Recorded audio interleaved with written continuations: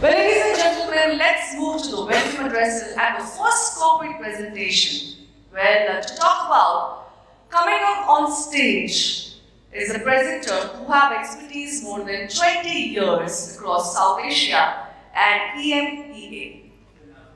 Well, that's not all. He has also been a specialist in managing high-performance international sales teams, consistently delivering financial performance while driving brand growth, and of course, maximizing operational excellence. Ladies and gentlemen, put your hands together for Mr. David Madhan, Vice President, Marketing and Partner Ecosystem, Adrenalin eSystems. Can we have a huge round of applause, everyone? This is an opening and welcome address. Thank you. We are absolutely pleasure having you here. Thank you. Morning, everyone. It's good for a change. HR folks are sitting down and you have somebody running a fun Friday saying, hey, you say good morning all over again, right? So let's do it right. So thank you. And it's amazing. It's been an amazing couple of days. The first day was compact, a lot of action around, and I know the Sinex guys were crying that we overshot time every time we got on the stage, so I tried to keep it within the 10 minutes. My name is David, as you can see. I've worked at Adrenalin eSystems, and we are happy to be a part of this summit and being the presenting partner.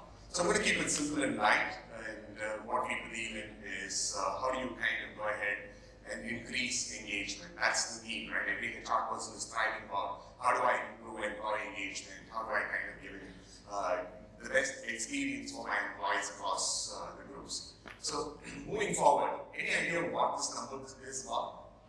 8.8 trillion. Apart from this being more than 2.5 times of India's GDP, current GDP, 8.8 trillion. Any quick guesses? Salaries? Interesting. Technology? Okay, no, that's about 31 billion. One last guess. There's the technology investments in the HR tech last year was about 31 billion. I'm talking about 8.8 trillion. I mean, if 8.8 trillion is technology investment, then I would be the happiest because I've even taken a chunk out of electronic business for Adrenalin. So this is actually the global productivity loss due to disengaged employees according to Gallup. So we're talking about across the globe last year, 2.5 times of India's GDP, which is the most populous country in the world, is the productivity loss due to disengaged employees, right? Which is, in other words, 90% of the global GDP. So everybody is striving to make sure that the employees are engaged and so on and so forth. But what exactly is engagement? That's a term which is loosely used, right? I want to engage employees and so on and so forth. So is it the amount of work that you put in? Is it the outcome that you come out with? The answer is no. It's actually a psychological state of mind where you have an employee switched on to give their best at any point of time, right?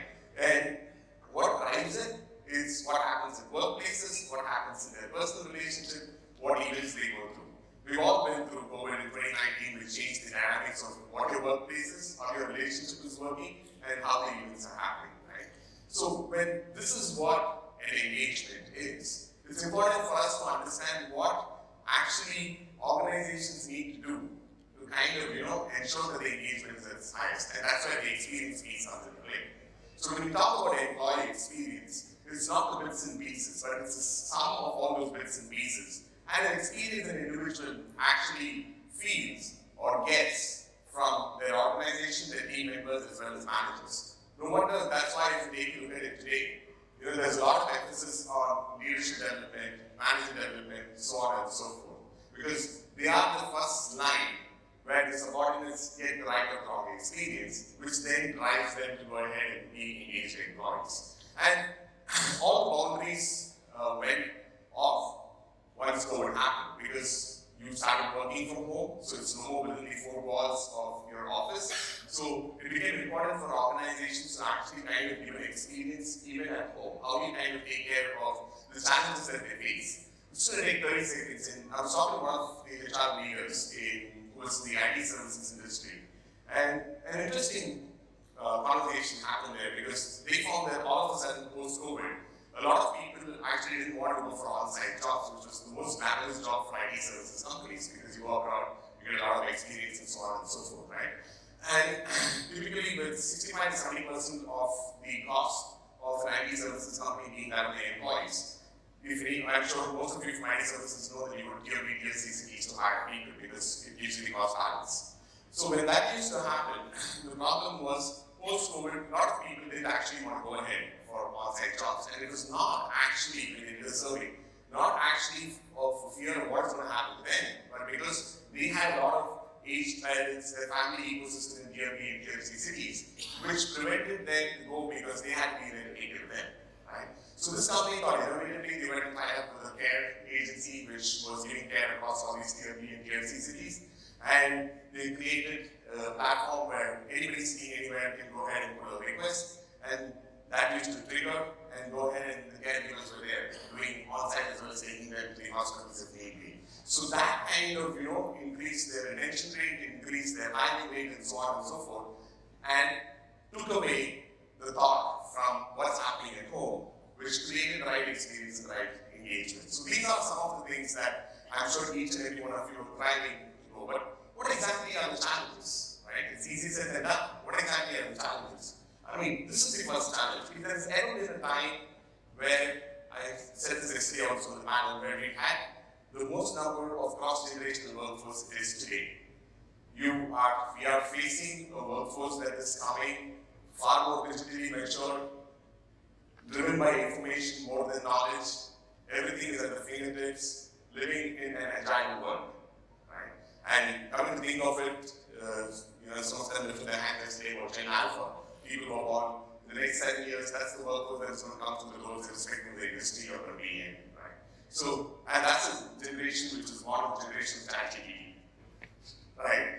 So, how are you going to kind of go ahead and cater to them?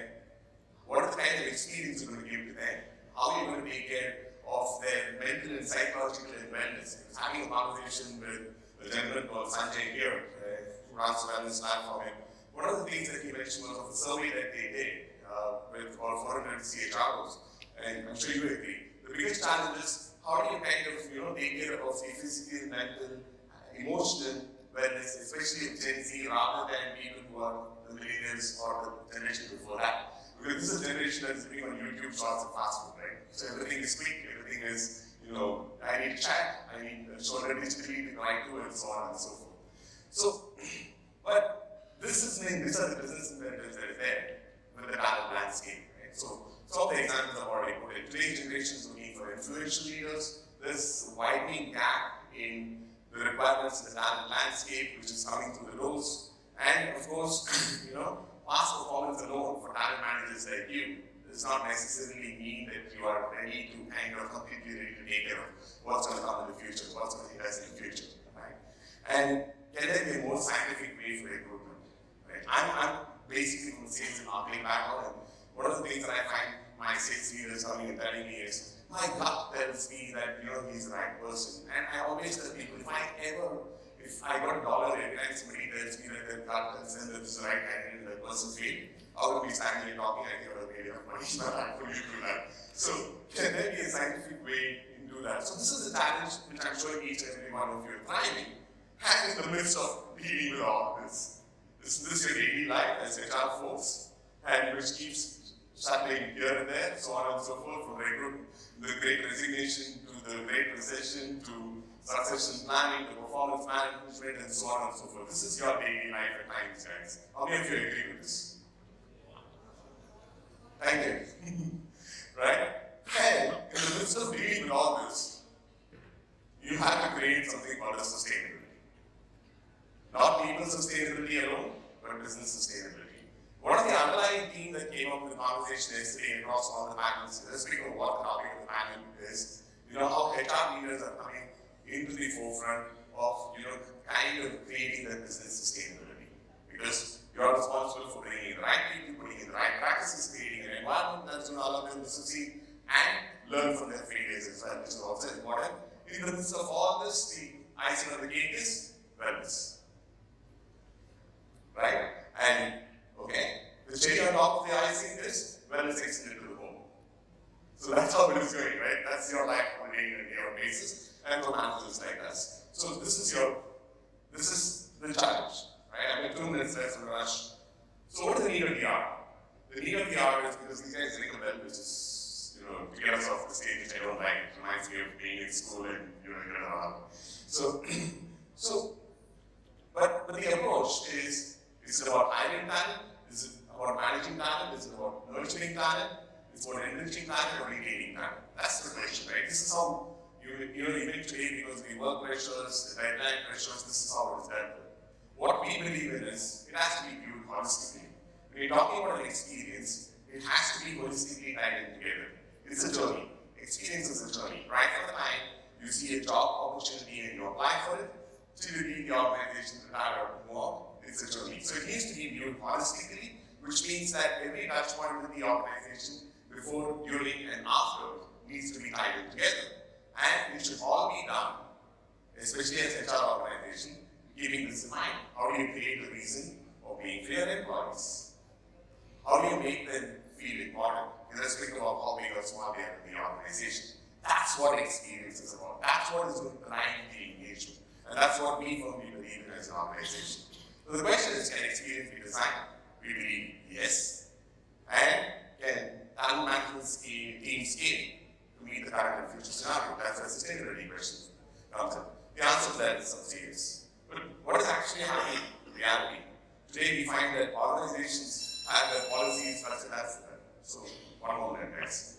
So they have policies, culture, and technology so embedded into their systems that sometimes it only results in having your old, approach packaged in. That's not going to work anymore because we ourselves, irrespective of which generation we belong to, the way we've adopted technology, like somebody was saying yesterday, Swiggies and Zomatos and stuff like that, the expectations will be more and more about how do you kind of adopt into newer things as the organizations are. So you need to think out of where you are to where you'll be. It's not about what I've done for 30 years, it's about where I'm going to go for the next 30 years, taking into consideration the workforce that is coming in, and taking into consideration AI, BI, whatever is available, right? AI and BI are the two big words today. Business intelligence and artificial intelligence, right? But people need to ensure that the HI part of it is always there, which is the human intelligence. That's where HR comes in. So what we do is this. I'm going to speak while we have another session on this. I'm just going to deal with, with all these things that you guys are grappling with. Feel proud. To each and every one of you here in the HR fraternity, thank you and feel proud. So that's it from my side. Have a wonderful day ahead and have a blessed day. Thanks, guys. I finished on time. Well, thank you, David. Can we have a huge round of applause?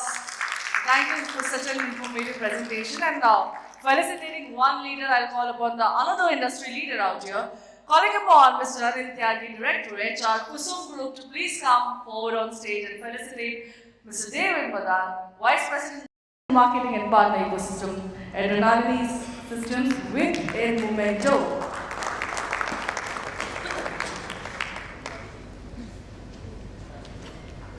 Can we have both the gentlemen on the center stage, please? Center stage. Let's have a huge round of applause. Thank you so much for an absolutely informative and instructive presentation.